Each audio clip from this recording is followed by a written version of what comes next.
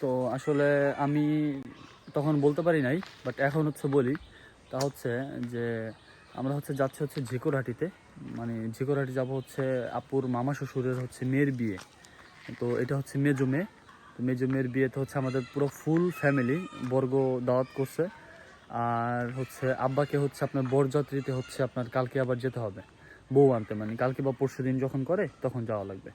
তো আহ, আপুর যেহেতু আপুর শ্বশুরবাড়ির রিলেটিভ বা আপুর রিলেটিভ, তো সেখানে অবশ্যই যাওয়া উচিত আমি মনে করি। তো সেই জন্য হচ্ছে আমরা এখন এই যে অলরেডি রেডি হয়ে গেছি। হ্যাঁ, রেডি হয়েছে এখন। আম, অপেক্ষা করতেছি। রাজীব ভাই হচ্ছে মাত্র আসছে, রাজীব ভাই এসে হচ্ছে এখন করবে, ফ্রেশ ট্রেশ হয়ে রেডি হয়ে তারপর হচ্ছে এখন আমরা যাবো আর কি।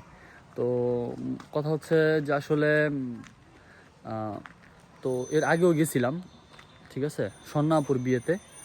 তো স্বর্ণাপুর বিয়েতে হচ্ছে জিকুরাটিতে গেছিলাম আরও অনেক বছর আগে, তখন আরও ছোটো ছিলাম।